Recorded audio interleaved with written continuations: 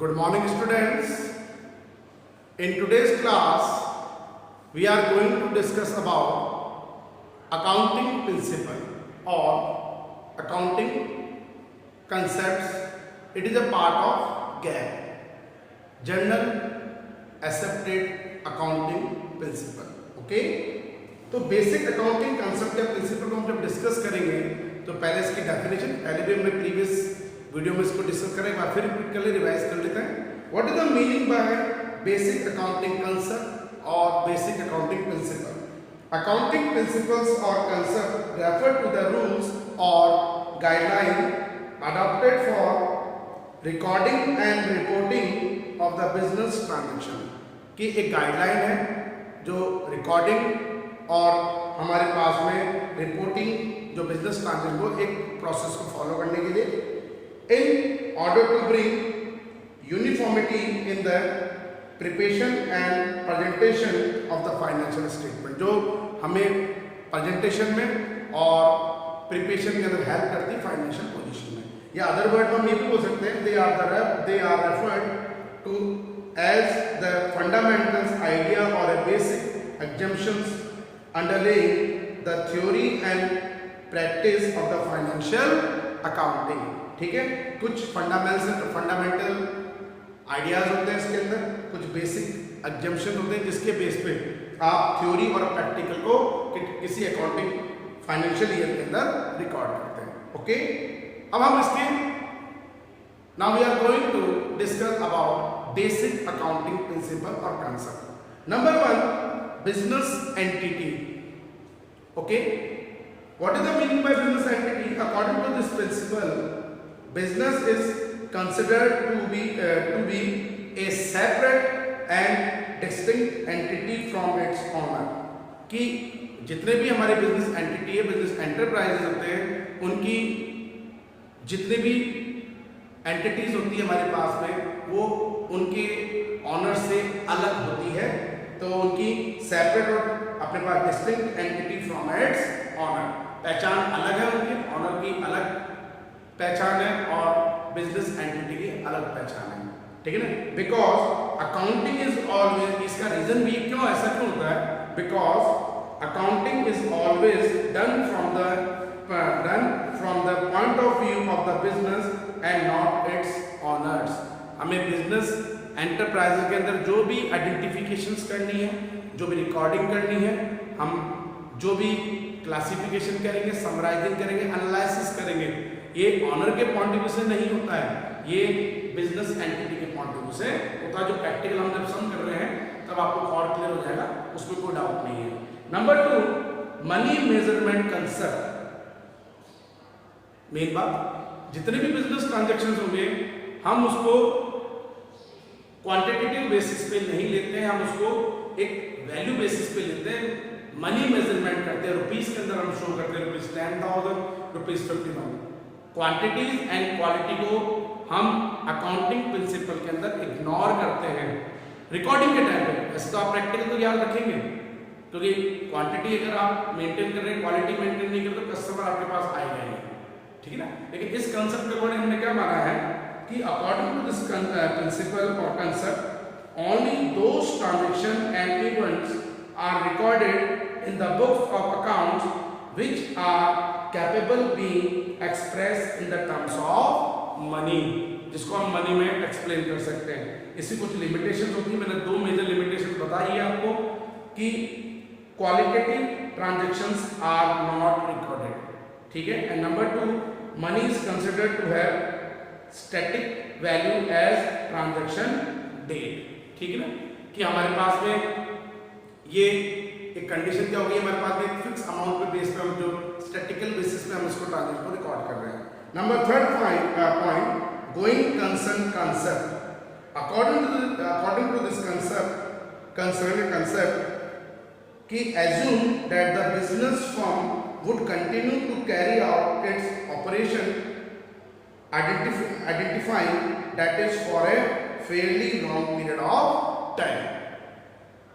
हम ये मानते हैं बिजनेस की जो भी हमारे पास में कंडीशन है वो हमारे पास में एक बेस पे चलेगी कि बिजनेस जो हमारा मेंटेन होता है लॉन्ग पीरियड के लिए मेंटेन कंसर्न चलेगा चलेगा चलेगा, going going going going on, तो वो एक लॉन्ग पीरियड के लिए मेंटेन है। कुछ सर्कमस्टेंसेस के अंदर हमारे बिजनेस को हमको बंद करना पड़ता है, अदरवाइज अगर हम प्रॉफिट अर्न कर रहे हैं तो हम गोइंग कंसर्न को फॉलो करके चलते हैं। Yes yes, year to year हमारे पास में बिजनेस चलता रहेगा। Okay, number 4, accounting period principle main financial year है। फाइनेंशियल ईयर दो तरह का होता है। There are 2 kinds of financial year, from 1 April to 31 March, from 1 January to 31 दिसंबर।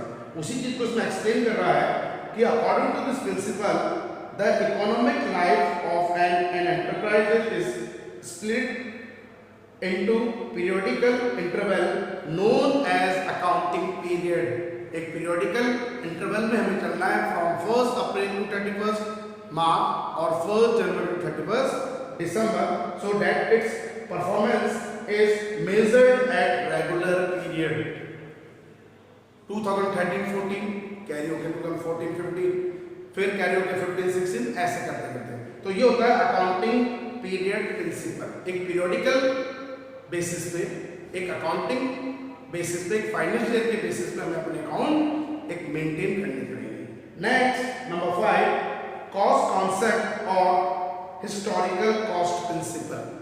ठीक है, according to this principle an asset is recorded in the books at the price paid to acquire it and cost become the basis of its accounting in the subsequent accounting period. एक main बात यही है कि cost concept का मतलब क्या होता है, जब आपने कोई एसेट्स को परचेज करा है तो उसकी परचेजिंग कॉस्ट एक अलग होती है।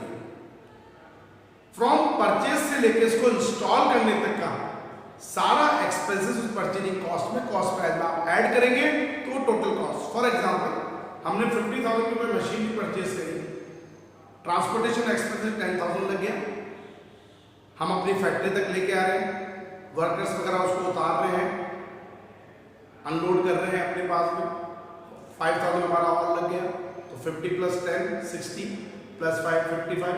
जब हमने इसको इंस्टॉल करा, जब इनको इंस्टॉलेशन चार्जेस पे कर रहे हैं, 5,000 और लग गया, तो आपने उसमें और ऐड कर लिया। तो टोटल कॉस्ट जो मशीनरी की हमारे पास होगी वो 50,000 नहीं होगी, 50 + 10 + 5 + 5 that is 70,000। that means total cost of machinery is ₹70,000। so we depreciate it on 50,000 पे नहीं चलेगा, ये 70,000 पे आपको डेप्रिसिएशन चार्ज करना पड़ेगा ईयर टू ईयर के बेसिस पे। तो ये होता है कॉस्ट कॉन्सेप्ट या हिस्टोरिकल कॉस्ट कॉन्सेप्ट बेसिस पे। Next point, dual aspect concern या duality principle. Every transaction have 2 side, one is a debit, other one is a credit. ये ड्यूल कंसेप्ट ही होता है कि जितने भी बिजनेस ट्रांजैक्शन है उनकी 2 साइड होती है, one is a debit, other one is a credit.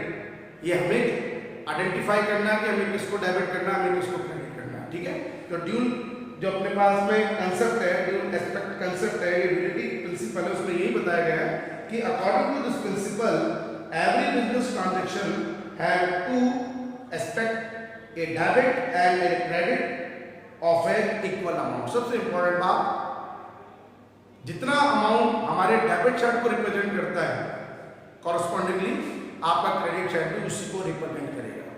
ये नहीं डेबिट का अमाउंट 10,000 है, क्रेडिट अमाउंट 15,000 हो गया, LHS = RHS। डेबिट क्रेडिट तो है, लेकिन जितना अमाउंट डेबिट साइड को रिप्रेजेंट करता है, सेम अमाउंट आपने क्रेडिट साइड को भी रिप्रेजेंट करना है। Okay, in other words every transaction has a dual और 2-fold effect and should therefore be recorded at 2 places। 2 अलग जगह आप रिकॉर्ड करेंगे। जैसे गुड्स परचेज करा, कैश में आप परचेज कर रहे हो, तो जितना गुड्स आपने परचेज करा वो आपको परचेज बुक में भी रिकॉर्ड करना है, वो एक अलग प्लेस होगी। और उसके बाद जब आप उसको कैश पेमेंट करोगे तो आप कैश पेमेंट करेंगे तो कैश बुक में आपको अलग लिखना है। तो एवरी ट्रांजेक्शन 2 साइड है, लेकिन उसके 2 प्लेस भी तो हो गए। परचेज बुक में अपने गुड्स परचेज को आपने शो कराया, कैश पेमेंट आपने कैश बुक में 2 अलग अपने पास स्पेसिफिक बुक्स के अंदर इसको रिकॉर्ड करेंगे। नेक्स्ट जो हमारा पॉइंट है, रेवेन्यू रियलाइजेशन कंसेप्ट। इसमें एक नॉर्मल चीज बताई गई है जो मैं बेसिकली बोलता हूं कि हमें पैसा मिला तो आप रिकॉर्डिंग कर रहे हैं, रियलाइज्ड पैसा मिलना, बिजनेस ट्रांजेक्शन को हमने फाइनलाइज तभी करा जब हमें पैसा मिल जाता है पूरा, लेकिन हम उसको जब क्रेडिट बेसिस पे तभी तो रिकॉर्ड कर रहे हैं। तो अब सिर्फ इस कंसेप्ट में ये बताया है कि अमाउंट आपको रियलाइज हो रहा है तो इस कंसेप्ट के अकॉर्डिंग रिकॉर्डिंग तभी हो रही है, ठीक है ना। अब मैं इसको थोड़ा पढ़ लूं। According to this concept revenue for a business transaction should be included in the accounting record only when it is realised. लेकिन ये जनरली कैश बुक के अंदर ही होता है बेटा। हम जब कैश बुक में किसी भी ट्रांजैक्शन को रिकॉर्डिंग करेंगे तो हम उसको एक्चुअल में जितना रिसीव कर रहे हैं, जितना पेमेंट कर रहे हैं उसी बेस पे चलेंगे। अगर आप क्रेडिट परचेज कर रहे हैं, क्रेडिट सेल्स कर रहे हैं, तो वो आपको अलग से अपने पास में सब्सिडरी बुक्स में रिकॉर्ड करनी पड़ेगी, जिसको परचेज बुक और सेल्स बुक बोलेंगे। तो ये कंसेप्ट हमें सिर्फ इतना बता रहा है कि इस अकॉर्डिंग टू दिस कंसेप्ट हमें बिजनेस ट्रांजैक्शन को किसी स्पेसिफिक बुक में, स्पेसिफाइड बुक में तभी रिकॉर्ड करना है जब हम उसको रियलाइज करते हैं, और वो स्पेसिफाइड बुक होती है cash book. Okay, normal way में। नेक्स्ट, मैचिंग कंसेप्ट, मैच करना। अब यह मैचिंग कंसेप्ट का मतलब क्या मान के चलेगा कि हम जब बिजनेस को रेगुलरली ऑपरेट करते हैं तो कुछ एक्सपेंसेस हमारे इनकर होते हैं, salary paid, rent paid, printing machinery paid, ठीक है ना, wages paid, carriage inward paid, carriage outward paid, advertisement expenses paid. तो एज वेल एज कुछ एक्सपेंसेस के साथ में आपकी इनकम भी जो है अर्न होगी, that is commission received, rent received, dividend received, interest on investment received, discount received, इस तरीके से। तो मैचिंग कंसेप्ट आपको ये चीज बताएगी कि जब हम बिजनेस ट्रांजैक्शन को ऑपरेट करते हैं तो उसमें हमारी दोनों तरह की एक्टिविटीज ऑपरेट होती है, एक्सपेंसेस इनकर भी हो रहे हैं और इनकम हमें अर्न भी हो रही है। सेम अमाउंट पे नहीं है, लेकिन मैचिंग कैसे चल रहा है, एक्सपेंसेस के साथ में मैच कर रहा है हमारे पास में income, that is known as a matching concept. अब इसको मैं थोड़ा सिस्टमैटिक मैनर में पढ़ लूं। According to this principle, expenses incurred in an accounting period should be matched with the revenue realized in the period या reorganized in the period, that period हमें मिल गया पैसा, ठीक है ना, उसमें हमने उसको रिसीव करा। In other word it states that the expenses incurred in an accounting period should be matched with the revenue in the period, ठीक है। इनकम भी हो रही है, हमारा एक्सपेंस भी हो रहा, मैच कर रहा है, पैसा आ भी रहा, पैसा जा भी रहा, that is a matching concept. Okay, ये नहीं खर्चा ही चलता रहता है, हम एक्सपेंसेस इनकर्ड करते रहेंगे, इनकम ही नहीं होगी तो फिर बिजनेस ही लॉस में जाएगा। तो एक्सपेंसेस के साथ साथ में आपकी इनकम्स भी चलती रहती है, ये मैचिंग कंसेप्ट का पार्ट हो गया। Next, full disclosure principle, disclose कर देना, फाइनेंशियल ईयर को बंद कर देना, एनालिसिस करने के बाद में, फाइनल रिजल्ट आने के बाद में डिस्क्लोज हो गया।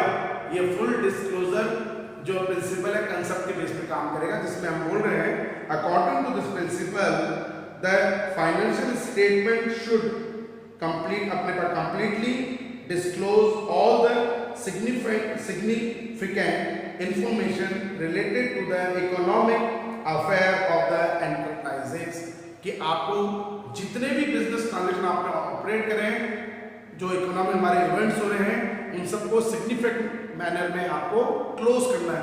सिग्निफिकेंट मैनर का मतलब होता है एक प्रॉपर मैनर के अंदर, सिग्निफाइड बुक के अंदर, अपने पास में एक स्पेसिफिक बुक के अंदर purchase book, sales book, purchase return book, sales return book, cash book, journalise करना, लेजर पोस्टिंग करना, फाइनल अकाउंट हमें रिकॉर्ड करना। देन अब इसको मैं आगे करूं, the principle of full disclosures require that all the material and the relevant facts अपने पास में concern financial information of an enterprise must be fully and completely disclosed in the financial statement and their accompanying footnotes। वही है कि आपने identification करा, उसके बाद रिकॉर्डिंग करी, रिकॉर्डिंग बाद में आप क्लासिफिकेशन कर रहे हैं, then summarising, then analysis. Analysis करने के बाद में जो भी आपका प्रॉफिट एंड लॉस हो गया कंप्लीट, बट आफ्टर इट हमें फुटनोट में ये भी बताना पड़ेगा कुछ एलिमेंट जो कुछ एडजस्टमेंट्स हमारे हो रहे हैं वो किस बेसिस पे हो रहे हैं, वो हम जब प्रैक्टिकल सम करेंगे उसमें आपको और अच्छे से क्लियर होगा, वो आप देख के चलेंगे। नेक्स्ट पॉइंट, मैटेरियलिटी प्रिंसिपल या मटेरियल प्रिंसिपल जो हम लेके चलेंगे, जो मैटेरियल से रिलेटेड हमारे पास चलेगा। द कंसेप्ट, ये जनरली हम मैन्युफैक्चरिंग कंसेप्ट का जो कंसर्न्स होती है अपने पास, मैन्युफैक्चरिंग जो ऑर्गेनाइजेशन होती है, फैक्ट्रीज वगैरह होती है, उस बेस पे काम करेंगे, ठीक है। The concept of materiality require that accounting should focus on material facts, ठीक है।